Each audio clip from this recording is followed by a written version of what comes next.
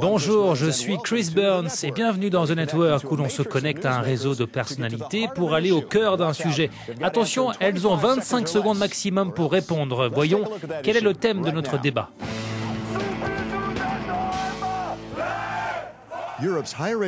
L'enseignement supérieur européen est dans une mauvaise passe. D'un côté, les étudiants s'estiment victimes de l'austérité, de l'autre, les frais de fonctionnement sont de plus en plus élevés. L'Union européenne est en dessous de la moyenne de l'OCDE en matière de financement public et privé des universités et leur dotation est au cœur de la bataille budgétaire au Parlement. Autre tendance, le partage des coûts. Un nombre croissant d'États membres augmente les droits d'inscription. L'OCDE appelle depuis longtemps en matière de recherche à une meilleure collaboration avec le secteur privé en Europe comme aux États-Unis. Certains estiment que cela revient à vendre les universités aux investisseurs, à privatiser un enseignement qui, selon eux, devrait être un droit et non réservé aux plus riches. La formation continue et l'enseignement via Internet peuvent-ils représenter des solutions? Les campus virtuels rendent-ils les universités classiques obsolètes? Risque-t-on de créer un système éducatif à deux vitesses, voire une société à deux vitesses? À présent connecté dans cette édition de The Network, ici depuis le Parlement européen à Bruxelles, Doris Pack, présidente de la Commission de la Culture et de l'Éducation au Parlement. Elle est membre du PPE. Depuis le studio de l'OCDE à Paris, Barbara Ischinger, qui est à la tête de la direction de l'éducation et des compétences à l'OCDE, réunissant 34 nations industrialisées. Enfin également au Parlement, Leslie Wilson, secrétaire générale de l'Association des universités européennes, dont font partie des établissements situés dans 47 pays. Première question pour Doris, tout d'abord, est-ce un droit de pouvoir faire des études? Est-ce mal de faire payer des étudiants? Faire des études est un droit pour tous et nous devons faire tout ce qui est en notre pouvoir pour le garantir. Mais si besoin, nous devons aussi exploiter toutes les possibilités de financement hors du champ de l'éducation. Ok, Barbara, quel est votre point de vue? Tous les candidats qui disposent des qualifications nécessaires devraient avoir accès aux études supérieures et l'OCDE préconise de combiner différentes sources de financement.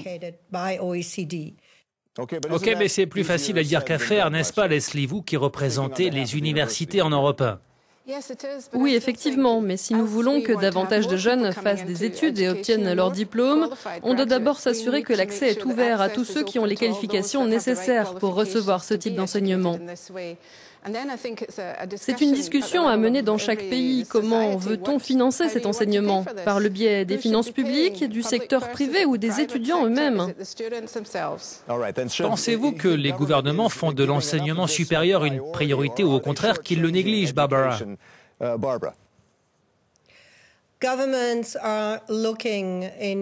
En Europe, les gouvernements sont en train de chercher des solutions. Effectivement, on constate que dans certains pays, on manque de fonds. Et faire appel à la contribution des étudiants peut être une solution. Mais avant de créer une nouvelle série de droits, les gouvernements doivent mettre en place un programme de subvention et un programme d'emprunt. Et en la matière, l'Australie a mis en œuvre des choses intéressantes. Ok, l'Australie, mais qu'en est-il de l'Europe et de cette bataille du budget au Parlement?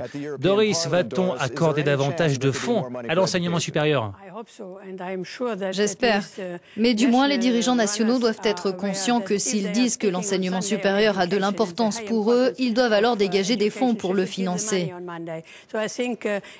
Actuellement, on est encore sur un montant faible et j'espère vraiment que les négociations entre la Commission des budgets et les ministres nous permettront d'atteindre un niveau supérieur. C'est nécessaire. Mais les gouvernements disent c'est la crise, on doit faire des coupes. Est-ce une raison suffisante pour réduire les fonds pour les universités comme nous l'avons vu ces dernières années, Leslie? Il y a des différences énormes selon les pays en Europe. Certains investissent massivement dans l'enseignement supérieur, d'autres ne le font pas et je pense qu'ils ont une vision à très court terme. Et puis l'Europe risque de se fragmenter si tous les pays ne vont pas dans la même direction. Ok, excellente remarque. Barbara, risque-t-on de fragmenter l'Europe en menant ce genre de politique, ces politiques divergentes? D'après moi, il n'existe pas de modèle unique qui soit valable pour toute une région du monde. Et chacun de leur côté, les pays peuvent choisir la diversité. Pourquoi pas? Pourquoi donc une école de commerce devrait-elle massivement dépendre des financements publics? Pourquoi ne pourrait-elle pas coopérer avec le monde des entreprises et en même temps faire en sorte que ses étudiants y acquièrent des expériences pratiques?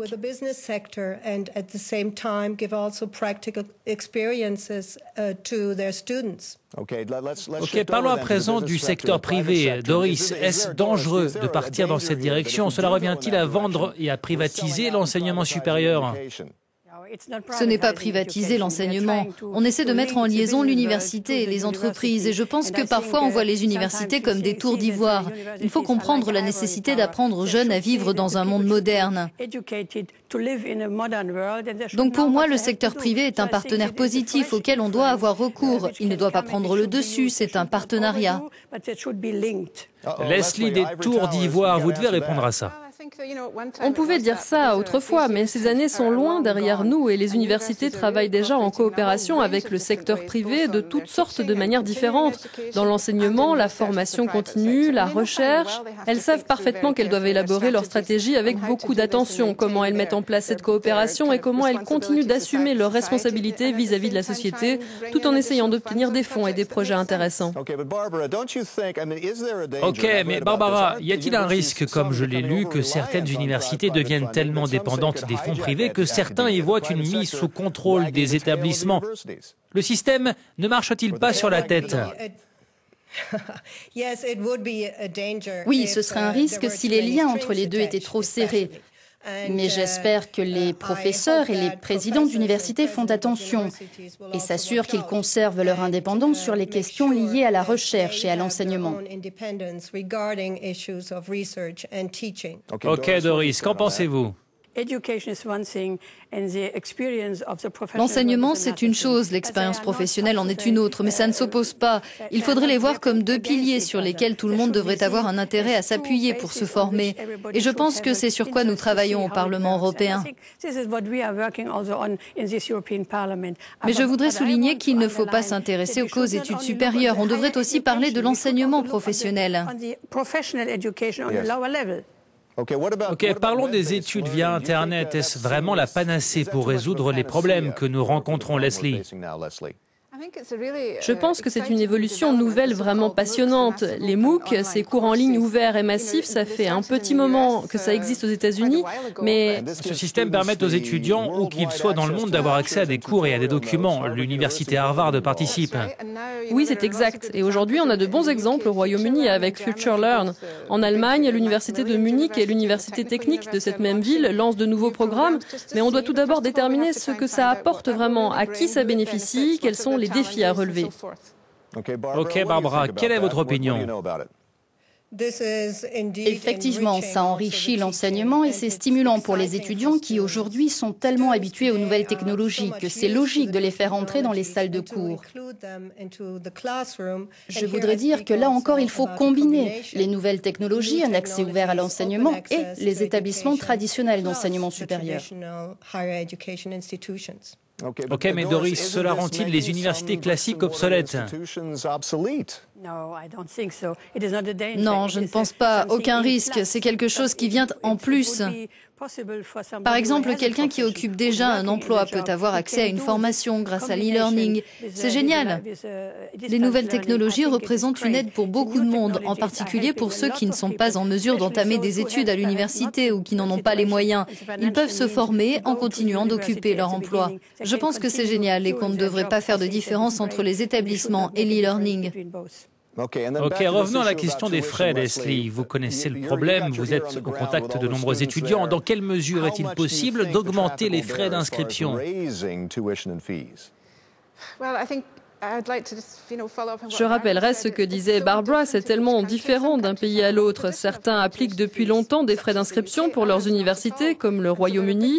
D'autres ne le font pas. Cette question suscite beaucoup de débats. Mais il est une chose que, malgré tout, nous avons constaté dans toute l'Europe. Presque tous les pays réclament des frais d'inscription aux étudiants étrangers hors Union européenne. C'est une tendance très nette. Très bien, c'est tout pour aujourd'hui. Je voudrais remercier nos invités, Doris Pack, Barbara Ischinger et Leslie Wilson. C'était Chris Burns et à bientôt pour une prochaine connexion à The Network.